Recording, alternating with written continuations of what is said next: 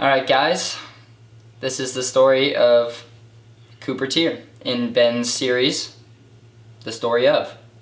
Currently a senior at Oregon, part of the Ben Crawford Buddies, and yeah, this is sort of my story about, my career and how I got to this point. So I got into running my 6th grade year. My friend Gavin, he was kind of the biggest runner in my town. I'm from California. And he came up to me at school one day and he was like, "Hey, you're kind of fast. You should come to our running club practice." And I was like, I don't really want to. But then my mom made me, and I went, and I was getting waxed like every day of practice, every race. And it's funny now because I still live with Gavin and he's not fast anymore. He can ride a bike, but he can't run. So by the time I got to 8th grade, I kind of fell in love with the sport. I still wasn't great, but going into high school, I was like, this is probably like a sport I want to do. My coach, I played a lot of other sports, and one of my coaches for lacrosse actually told me I should quit running and pursue lacrosse, which I'm very pleased that I didn't, because he came up to a meet my junior year. And he apologized. He's like, "Thank God you didn't stick with the lacrosse because you would have sucked at it." Now I'm here. So got into that, going into high school, I had a pretty good team. My freshman year, we won state for D5, to like tiny schools in California, as a team. But, I was never, the top dog on the team until my junior year. A lot of guys come into high school and, see success right away. I came in, I took my time, but by junior year I started to run faster times and sort of get noticed. So I think the biggest motivation I had in high school that really got me to that next level was my junior year cross country. I thought I was ready to have a really big year and make a nationals at least, and I was 6th overall in California, and the top 5 go to NXN automatically. So I missed that by it ended up being 0.2. And I was like, all right, I'm gonna go to Foot Locker. I'm gonna qualify. I'm gonna go to nationals, and I'm gonna pop off. And I ended up getting 11th at Foot Locker West Regional to my now teammate Jackson Messler. One of my worst races I think I've ever had. My last 100, I probably had 20 meters with 300 left to go. And I just got nipped at the line, and I actually tried to steal his packet that they give you when you qualify. I grabbed it out of the guy's hand, and I started leaving with it, and they came and they took it from me, and I just kind of sat there, and I was like, wow, this sucks. And I told myself I'm not gonna miss out on any more of these big events. So that's when I started really grinding and put my head to the grindstone, and it really paid off big. I dropped my mile PR from, it was something like 4:21 my sophomore year, to junior year I ran 4:06. I ended up winning a state title in California in the 3200. I made Brooks PR, and then I ended up making Nike Elite Camp, where I met some really awesome guys, and it was kind of my first really big achievement that I'd been looking forward to for years. I think having some times like that where you don't reach your goals, you're better for it.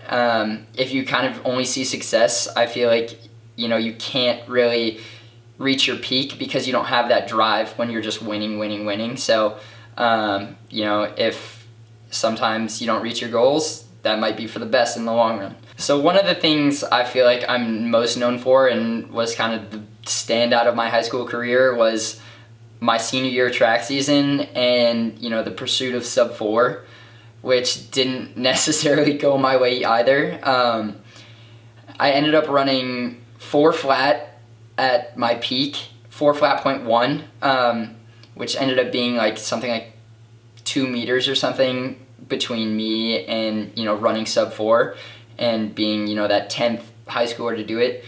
And then the cherry on top was all the other races where I think I had 3 or 4 other races where I was under 4:02 or faster. So I had 4 or 5 attempts going for sub 4 and just being on the brink of it, and just not getting there.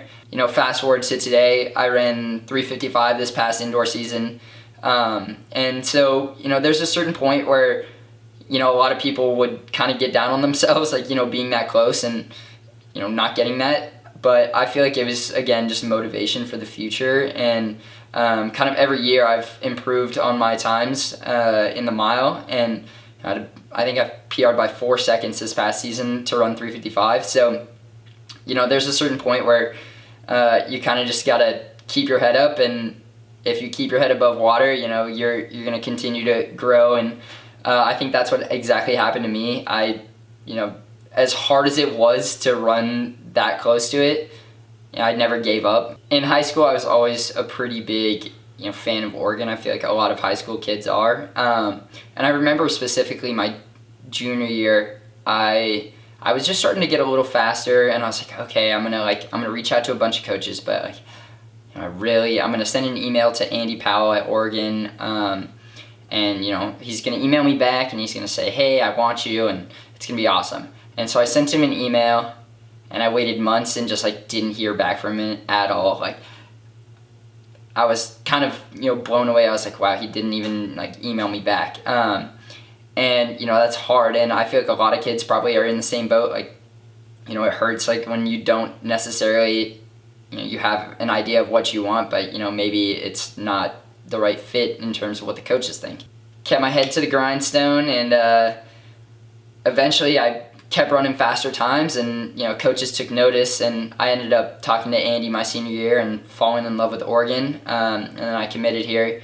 I came in freshman year after a couple really good seasons in high school, and just ready to get to work, and I ended up it was one of my favorite years of all time. I had a really great time making friendships, and coming as a freshman, it's definitely scary, but I kind of came in with an open mind, and I got some of the seniors took me under their wing, and got a lot of really good experience, and ended up making the outdoor 5K as an individual. Didn't end up running very well, lots of nerves, but really good experience. Went to World Juniors, had a couple pretty good races, finished 10th in the 15 and 10th in the 5K.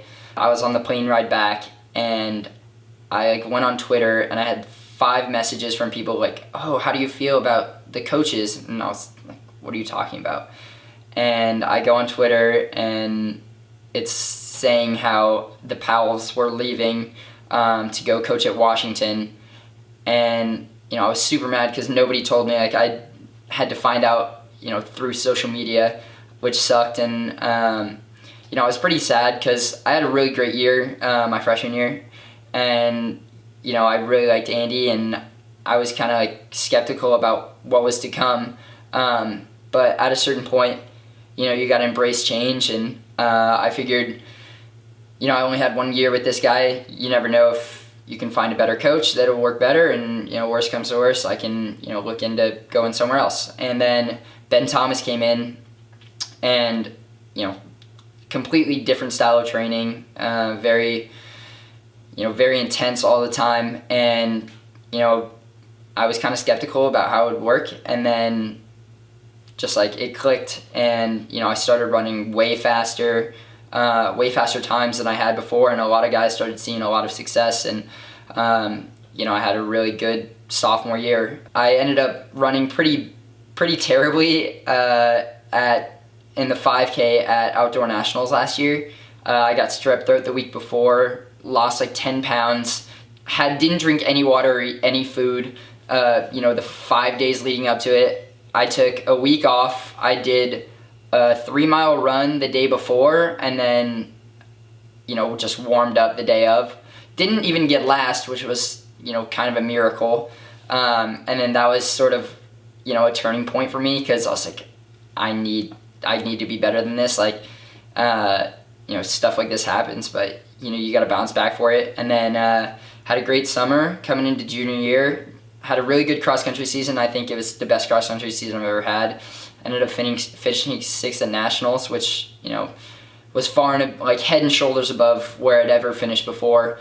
And then I think indoors, I was in the best shape I had ever been in. We ran a DMR national record.